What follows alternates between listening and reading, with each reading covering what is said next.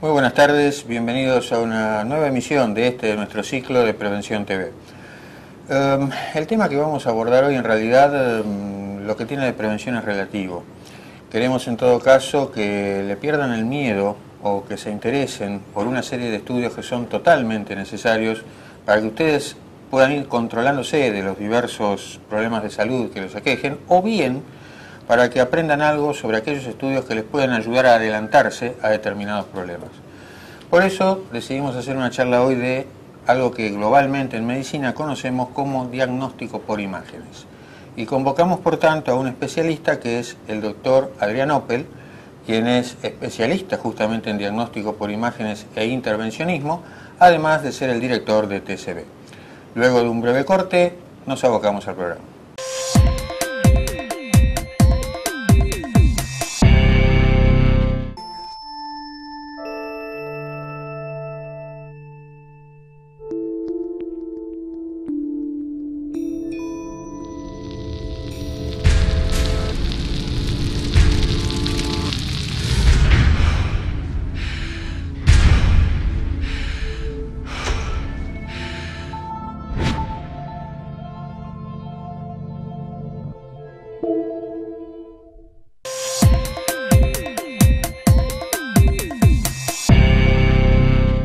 Bueno, tal cual lo planteamos en el primer bloque, estamos con el doctor Adrián Oppel, que es especialista en diagnóstico por imágenes e intervencionismo, y es el director de TCB, una empresa muy importante de la zona de Quilmes, y creo que hay otras sucursales de la cual después nos vas a hacer un comentario, porque realmente de una empresa familiar ha crecido con mucho esfuerzo, con mucho trabajo, y realmente son un ejemplo en ese sentido. Fernando dijo que por ahí no tendría que ver mucho con la prevención. Yo no estoy tan de acuerdo con ese concepto. Creo que a través de estos métodos de diagnóstico nosotros podemos hacer muchos testeos y detectar patologías que, detectadas fuera de término y demás, no nos dan las posibilidades terapéuticas como para poderle brindar algo más a los pacientes. Así que desde ya esta es una especialidad que también tiene que ver con la prevención, porque muchos catastros que unos hacemos o en algunos chequeos generales que nosotros nos podemos hacer usando este tipo de métodos de diagnóstico, nos aparecen patologías que se detectan precozmente y podemos actuar en consecuencia. Así que bueno, muchas gracias Adrián por darnos tu tiempo, y bueno, queríamos saber Por ejemplo, la pregunta que se hace la gente cuando viene al consultorio: ¿qué diferencia tengo entre una tomografía y una resonancia? ¿Qué me puede aportar una más que la otra en determinadas patologías? Bueno, el tema lo manejás muy bien, así que... Bueno, buenas tardes, Javier, gracias por invitarnos, gracias a Prevención TV, buenas tardes, audiencia. Bueno, básicamente coincido contigo con lo que dijiste antes con el tema de la prevención. El diagnóstico por imágenes es para mí una de las especialidades que mejor atiende la prevención y tiene un sentido práctico. La prevención tiene mayor llegada a más cantidad de población, suele tener menores costos y por lo tanto suele detectar patologías con cierto término para poder tratarlas. Perfecto. Básicamente, el tema que me preguntaste sobre tomografía y resonancia, hay dos variables muy significativas. La tomografía utiliza la técnica de rayos X, con una exposición a una radiación mínima, focalizada, con un máximo anual, que sería muy lógico que alguien pueda superarlo, rondaría las 500 tomografías al año para que pueda afectar al cuerpo, con lo cual 1 o 2 tomografías de control no sería un problema. Y la resonancia magnética utiliza otra metodología que básicamente es un gran imán, a la cual se le aplica una onda de radiofrecuencia a las moléculas de agua dentro del cuerpo y a los protones. Estos se mueven y ese movimiento es captado por el resonador y traducido en una imagen. Entonces, una genera una cierta exposición a radiación y la otra no. Una sería invasiva si uno quisiese hacer alguna metodología, y resonancia usualmente no se usa para técnicas invasivas. Al ser un gran imán, la resonancia dificulta la manipulación de agujas. Hay algunos pequeños procedimientos que sí se pueden hacer por resonancia. Bien. En el caso, por ejemplo, tomemos un ejemplo particular, los pacientes que tienen una ACV. Perfecto, eso es un tema que sería muy frecuente. Llamado en inglés un stroke o un accidente de cerebro vascular. Cerebral, lo que se utiliza en primer término, primero es atención médica, pasar por la guardia, poder hacer el diagnóstico según los síntomas y signos que tenga el paciente que tiene una ACV, y a partir de ahí tomar una decisión de cuál sería el método de elección. La bibliografía actual recomienda, dentro del rango de las primeras 24 horas, realizar una resonancia, no una tomografía. ¿Por qué? Porque la resonancia, como hablábamos de moléculas de agua, detecta cambios dentro de las células cerebrales con respecto a la variación del agua si tuvieron más o menos flujo de sangre. Entonces, aquellos, digamos, infartos, sobre todo los vasculares hemorrágicos, se pueden ver por los dos métodos. Los vasculares isquémicos son aquellos que no les llega sangre al cerebro por una interrupción del flujo. Se ven más rápidamente la resonancia, que cambia de color la imagen dentro de una zona de grises. Bien.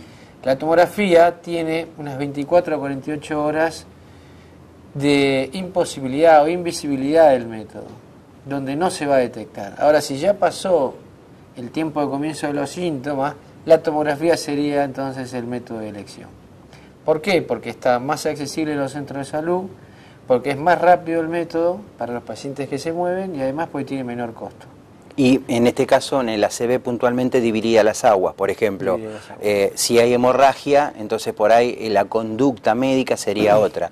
Nosotros en el programa hemos hablado ya, Adrián, de la ventana que tenemos para los procedimientos neurovasculares. Es decir, así como nosotros en cardiología hablamos que las primeras 6 horas son importantísimas para poder destapar una arteria y colocar un stent, también hablamos que la ventana en neurología, fundamentalmente en neurología intervencionista, es de 3 horas. Correcto. Entonces, cuando a la gente nosotros le recomendamos que cuando aparecen esos síntomas, la desviación de la comisura, que arrastra las palabras, que no se le entiende bien, que está inexacto, que tiene alguna dificultad para caminar, para mover el brazo, para levantar alguna cosa, que consulten rápidamente, porque si están dentro de la ventana, por ahí con una tomografía ya sabemos que estamos en presencia de un ACV hemorrágico, entonces por ahí podemos meterlo en el gabinete de hemodinamia endovascular, y si hay un aneurisma sangrando u otra patología, resolverle y salvarle un montón de neuronas. Correcto. ¿Por qué es tan importante el tiempo? Porque en cada minuto que pasa se pierden casi 2 millones de neuronas. Correcto. Entonces, cuanto más tiempo dejemos de pasar ante la menor sintomatología, es muy importante lo que dijo el doctor, llevémoslo a hacer una tomografía que es de rápido acceso, en general en casi todos los centros de instituciones que tienen internación y este tipo de complejidad está presente, y rápidamente el paciente ya puede ser enfocado para una cosa dentro de un protocolo de neurovascular.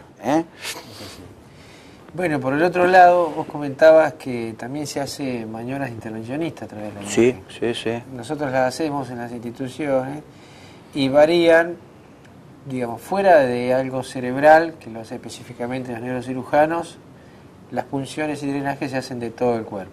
Vale decir, comenzamos por glándulas de cabeza y cuello, glándula mamaria. Claro, cuando el doctor habla de intervencionismo, para que ustedes entiendan, es por ejemplo cuando nos tenemos que hacer una biopsia en algún territorio o tomar un tejido de alguna determinada parte del cuerpo. Nosotros, a través de estos métodos de diagnóstico, guiados por estos métodos de diagnóstico, podemos acceder a esos territorios y hacer lo que dijo el doctor, que es el intervencionismo, o sea, la punción del territorio. Hace unos años que está a disposición de la población en general estos métodos intervencionistas, se llaman mínimamente invasivos. Bien. ¿Por qué? Porque lograron un punto intermedio entre la medicación y la cirugía. Logran acercar a veces un diagnóstico, y por eso digo, intervienen a veces en la prevención, acercar un diagnóstico o descartar un diagnóstico tomando una muestra. Cuando el paciente viene ambulatoriamente se va caminando a su casa también. Perfecto. De estos métodos hay para realizarlos por ecografía, aquellos que son los de órganos o glándulas más superficiales, por tomografía, aquellos que utilizan más profundos, y en algunos casos, por ejemplo en articulaciones, para evaluar una luxación de hombro, se pueden hacer por resonancia. Bien. Bueno, nos están haciendo seña el tiempo acá en los bloques, es muy tirano, así que vamos a un breve corte y continuamos con el programa. Y después vamos a hablar puntualmente de algunas intervenciones, de las cuales sé que tenés una gran mano para hacerlas, sobre todo la patología tiroidea, que hoy está muy de moda, y con el tema de los nódulos tiroideos y demás. Así que en el próximo bloque, quédense ahí, no se muevan, vamos a hablar de cómo punzar un nódulo tiroideo, cuándo se indica. Quédense ahí, no nos abandonen, y en un minutito estamos nuevamente con ustedes.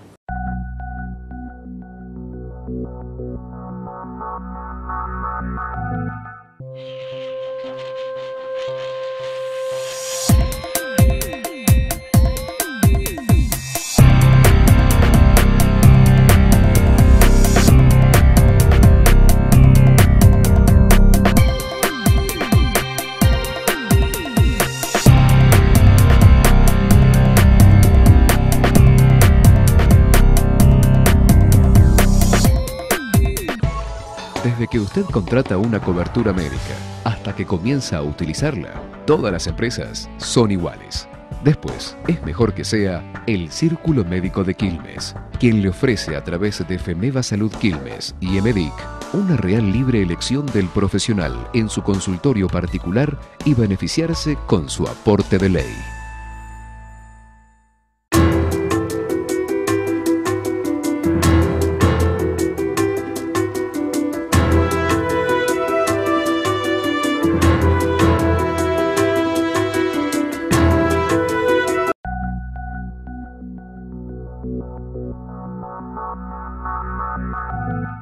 Bueno, antes de entrar con la patología tiroidea, yo te quería hacer una pregunta, y que tiene relación con esto, porque lo estamos escuchando bastante en el comentario en el consultorio por parte de los pacientes. No sé de dónde lo sacaron, no sé si tiene validez científica, por eso aprovecho con que estás vos acá para que lo aclarés. Porque comentan de que el exceso de las mamografías, o sea, no el exceso, sino el control anual que se hace la mujer, a la larga terminaría provocando la presencia de nódulos tiroideos. ¿Eso tiene algún asidero científico? Mirá, Javier, me ha llegado también al consultorio ese cuestionamiento de los pacientes. No he leído aún ninguna bibliografía que avale este comentario. Hoy contamos con la herramienta de internet, que es muy útil para todos y para todas las familias, pero mi recomendación a los pacientes es que nos consulten sobre qué páginas consultar y no busquen tal vez en determinados lugares bibliografía donde no es la correcta. Hoy realmente la exposición por una mamografía es mínima. el paciente me está solicitando a veces una protección plomada tiroidea, no tiene ningún asidero científico. Perfecto. Realmente para que la mamografía afecte a la paciente debería hacerse un promedio de 200 mamografías al año, cosa que ninguna paciente ni médico con sus cabales van a indicar, por lo cual les sugiero sigan haciéndose la mamografía. Bueno, ese es un tema importante de tratar también, ¿no? La periodicidad de la mamografía y de la ecografía mamaria, ¿no? En este sentido es muy importante, bueno, la consulta ginecológica anual para las mujeres, en la cual le van a solicitar, además del estudio de PAP y colposcopía, que van a hablar en otro programa seguramente, la mamografía y la ecografía, tanto sea mamaria como ginecológica. Son estudios complementarios, ¿no, Adrián? No son independientes. No, y explico brevemente por qué. La mama, como tal, es una glándula que a partir de los 30 años de edad va sufriendo modificaciones y se va transformando en tejido graso, tejido adiposo, llamamos nosotros. Ahí es donde entra a jugar la ecografía como rol fundamental. Hay algunas patologías, llamémosle nódulos, que la mamografía no logra visualizar porque están escondidos dentro de territorios glandulares que sí los puede ver la ecografía. Y hay algunas microcalcificaciones que son para nosotros un precedente de un probable nódulo tumoral maligno, si están de determinada forma, exposición o agrupamiento, que el método de elección para visualizarlas es la mamografía por sensibilidad. Entonces, sobre los 30 años en adelante, las mujeres deberían, por indicación de su ginecólogo, por supuesto siempre, realizarse los dos métodos diagnósticos, tanto mamografía anual como ecografía mamaria. Bien, porque se complementan una con otra. Me aporta cosas que una ve y la otra no. Exactamente. Así como lo mismo, hay también una confusión con respecto a qué ecografía ginecológica hacer. Si hacerla por vía suprapúbica o como le dicen por la panza, o hacerla por vía transvaginal, que es una inspección con un traductor dentro del canal vaginal. La diferencia es muy simple. Si la patología es grande, hablamos de un útero con miomas, que es una causa muy común de evaluación, o una lesión muy grande en ovarios, el método de indicación es suprapúbica, o sea, por la panza con la vejiga llena y deben aguantar. En el caso, si queremos evaluar ovarios pequeños, o las mujeres posmenopáusicas, la línea endometrial, que es la capa más interna del útero, le sugerimos la ecografía transvaginal, para que estar en contacto con el cuello del útero logre una mejor definición de esa región. Brillante, perfecto. Bueno, ¿por qué no nos hablas un poquitito del tema tiroideo? Tamaño de los quistes en los cuales, ¿qué se debe hacer? ¿Sirve el Doppler? Cuando aparecen estos quistes, ¿sirven el Doppler vascular para los quistes? Correcto. ¿Y a qué tamaño o a qué localización o qué características tienen que tener como para que el paciente en un estudio de rutina por ahí tiroideo le encuentran un quiste y bueno, realmente... La enfermedad tiroidea tiene varios orígenes. Algunos conocemos desde el punto de vista médico y otros aún no, como muchas enfermedades del cuerpo. Dentro de ellas se estima que el ritmo de vida actual infiere el estrés sobre la hormona tiroides. Bien. Y por lo tanto sobre la glándula tiroides. ¿Qué hay que hacer entonces con todos los pacientes? Evaluar cuál es su genética tiroidea, qué pasó con su madre, su abuela, su tía, su hermana. Y además, a determinada edad, poner una ecografía tiroidea de base para lograrse un screening posterior. Si no tuviese patología, por 2 años no debería hacerse esta ecografía tiroidea. Si tuviese patología, hacer un seguimiento. Y la patología o la enfermedad de la tiroides se puede dividir en localizada o diseminada en la glándula. De estas enfermedades tiroides, para nosotros, desde el punto de vista de la imagen, que se ven fácilmente con ecografía, es la ecografía más rápida que hacemos, 5 o 10 minutos de evaluación, se puede diferenciar entre quistes y nódulos. Y a esos pueden ser funcionantes o no funcionantes. Entonces, ¿qué hacemos con la ecografía? Determinamos forma, tamaño, ubicación y color. Nos orienta mucho el diagnóstico y a veces podemos definir patología, pero a veces no logramos definir porque el nódulo se comporta como 2 o 3 enfermedades. Y ahí es donde por, digamos, indicación de su médico endocrinólogo o ginecólogo clínico que lo haya derivado, se puede tomar la decisión de hacer una punción. ¿Cuál es nuestro criterio para realizar una punción? Primero, que el nódulo tenga un tamaño determinado. ¿Cuál es ese tamaño? 10 milímetros o 1 centímetro. nódulos menores de ese tamaño se consideró que van a dar más chances de falsos negativos que de positividad. ¿Qué quiere decir esto? Quiere decir que tal vez el nódulo no es bueno, se lo punza, pero por su pequeño tamaño no se logra obtener el número de células suficientes para hacer diagnóstico. Diagnóstico, perfecto. Por lo cual, los nódulos menores de un se hace seguimiento del nódulo. Se evalúa la estructura del nódulo, el color, el flujo Doppler, que es muy importante, si llega o no alguna arteria a alimentar a ese nódulo. Claro, si está vascularizado, o sea, si tiene arteria dentro del nodulito ese. Eso nos indicaría algún tipo de enfermedad determinada, con lo cual el seguimiento debería ser mayor, o tal vez la extirpación del nódulo o de media glándula, eso es una indicación endocrinológica. Y si es un nódulo convencional que excede 1 centímetro, se hace punción. La punción es un procedimiento simple que se hace en consultorio de manera ambulatoria, que dura aproximadamente media hora todo el procedimiento. ¿Con qué tipo de anestesia? Anestesia local. La paciente está despierta, charlando con nosotros y tiene dormido una región de 3 centímetros del cuello. Eso es todo. No es un procedimiento doloroso, a pesar de lo que se cree. Es un procedimiento molesto, solo se siente como un pellizco. Una vez terminado el procedimiento y tomando las distintas precauciones sobre infección, se hace una limpieza de campo como una cirugía. Además, si el paciente tiene o no sangrado, se evalúa o no con su examen de coagulación y con el ecógrafo en el momento. Es un método directo de punción con visualización permanente. A la salida del consultorio, si salió bien, en el 99% de los casos salen bien, se va caminando como vino, con una venda en el cuello. Bueno, esto realmente es muy importante lo que está diciendo Adrián, porque a nosotros nos pasa muchas veces que vienen los pacientes al consultorio, les debe haber pasado a ustedes también, se hacen los dosajes hormonales por laboratorio y da absolutamente normal. Y nosotros tenemos la presunción de que hay alguna patología tiroidea que la está afectando a la mujer. Lo acaba de decir el doctor, es la ecografía más simple, entre 5 y 10 minutos ustedes se hacen una ecografía tiroidea, siempre por indicación de su médico, no es que ustedes van a ir a pedir una ecografía tiroidea, pero es un método tan simple, tan sencillo, que nos permite por ahí detectar estos nódulos que el laboratorio no los detecta.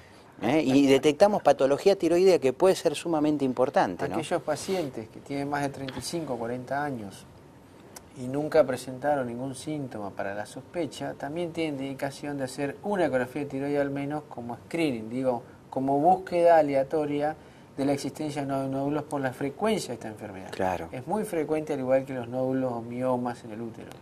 Por otro lado, tampoco crearse o asustarse, porque de tener algún problema no bueno o algo maligno, digamos que es de los tumores de más fácil resolución que existen, ¿no es cierto? Y esto tiene que ver también con que se descubre a tiempo. Bien. Por suerte, el nódulo tiroideo, si bien puede presentar distintas características de evolución, como suele ser un examen frecuente en nuestro consultorio, se detectan con poco tamaño. Y ahí volvemos a la prevención y la importancia.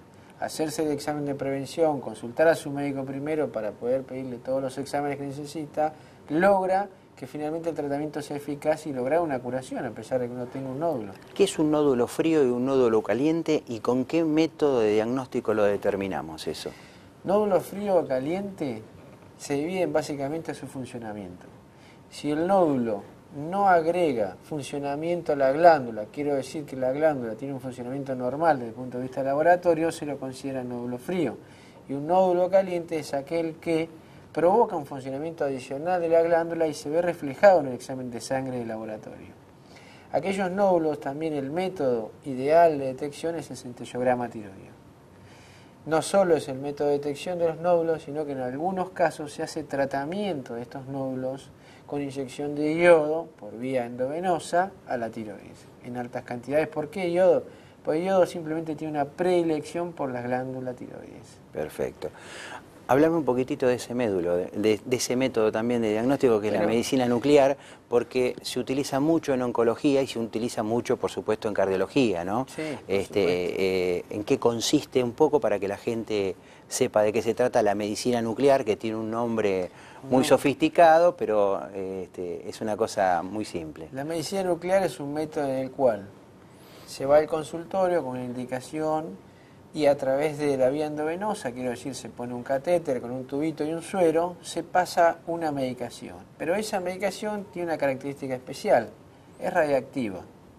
Se manipula, se elige la dosis, no hay una exposición dañina para el cuerpo, en pequeñas cantidades se inocula. Y como esta medicación es radiactiva, tiene otra vez predilección por zonas determinadas del cuerpo. Entonces, en el caso tuyo, por ejemplo, del corazón, es muy importante porque si yo pongo una sustancia que llena, digamos, el corazón para la máquina, visualizar áreas de no llenado implican zonas de que no le llega suficiente sangre o vascularización, por lo cual puede ser que esté cursando o que haya tenido un infarto, una zona que no vive de ese corazón. O que tenga una arteria con una obstrucción tal que, de acuerdo al método, uno puede determinar que está sufriendo un proceso que se llama isquemia, que es un antecesor de lo que es un infarto del miocardio, y nosotros entonces en ese caso podemos ver en la cámara gamma la extensión de ese territorio, la localización, interpretar de qué arteria puede ser y eventualmente indicar un cateterismo a punto de partida de ese método. Y también, aparte de la utilidad en cardiología, esto sería como por ahí una prueba de esfuerzo con radioisótopos. Respecto a la radiactividad que se inyecta, absolutamente desaparece del cuerpo en horas, eso se degrada solo. Así que no le queda, no es que se hace un estudio y le queda una radiación, es más, la medicina nuclear tiene menos radiación que una radiografía de tórax, para que ustedes tengan. Y hablamos un poquitito en la parte oncológica también, el centellograma. La parte oncológica es muy importante porque el centellograma óseo total, por ejemplo, para evaluar todos los huesos del cuerpo, con sola inyección de una sustancia en la vena, hay una tinción de todos esos huesos del cuerpo y aquellos que tuviesen una situación en la cual hubiese células anormales y que estén generando una enfermedad propia del hueso o que ha venido de otros lados, porque como sabemos el hueso suele ser uno de los lugares predilectos de diseminación de otras enfermedades oncológicas como pulmón, mama, como los más renombrados, o riñón. Este método logra una hipercaptación, o sea, una tinción mayor de la zona donde ese hueso está afectado. Entonces tiene una alta sensibilidad el centellograma óseo total, que después se puede o no complementar, una vez que logramos determinar qué zona nos interesa, con una tomografía o una resonancia para especificar, digamos, por centímetros en dónde está afectado el lugar. Y a veces que si es accesible el hueso, muchas veces también uno, si no tiene por ahí el origen del tumor primitivo, se puede hacer una toma de biopsia vía tomografía o vía ecografía, fundamentalmente por tomografía. Otra vez, la biopsia ósea, en ese caso, sí. En nuestro caso también es un método ambulatorio, con las normas de seguridad, de limpieza como una cirugía, de agujas especiales para hueso, que es indoloro, además se usa otra vez anestesia local, para que el paciente esté tranquilo. Suele molestar menos que la punción de tiroides, aunque no lo podemos creer. Y normalmente se toma una buena muestra que logra acercar el diagnóstico de esa lesión, si pertenece al hueso o de dónde está viniendo. Bien. Bueno, quedaron un montón de cosas por charlar. Queremos ampliar por el tema de tomografías y resonancias, para que, por ejemplo, dentro de la medicina general, traumatológica, qué sirve más para una patología, para otra, para la parte ligamentaria. Después quiero que nos cuentes, porque es interesante, cómo ustedes fueron haciendo la empresa que crearon. Bueno. Sé que hay un trabajo familiar muy importante, sí. Sé que le das empleo a mucha gente y eso es muy bueno en la Argentina de hoy. Así que bueno, también nos gustaría que en otra oportunidad sigamos charlando de estos temas, de otras cosas que puedan ustedes sugerirnos, de algún diagnóstico que les interese que el doctor Oppel lo aclare. Así que bueno, muchísimas gracias y vas a ser nuevamente convocado. Gracias, Javier, por la invitación. Es un placer estar aquí contigo y en el programa. Cualquier duda, consulta en la página de Prevención TV. Y le trasladaremos al doctor Oppel la consulta respectiva. Bueno, vamos a un breve corte y cerramos el programa.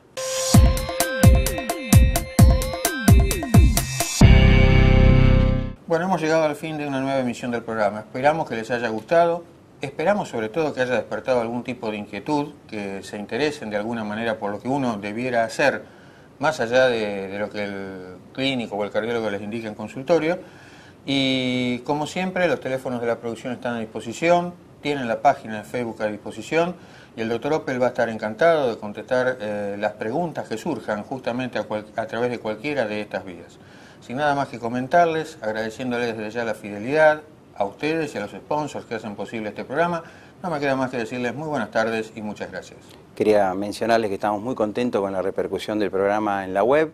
Aquellos que no tienen la posibilidad de verlos en el cable pueden verlo a través del Facebook y ahí evacuaremos todas las dudas y consultas que ustedes nos quieran hacer y por supuesto sugerirnos algún tema que les interese y nosotros lo trataremos con mucho gusto dentro del programa. Hasta la próxima semana, que tengan una muy buena semana y nos vemos en una nueva edición de Prevención TV.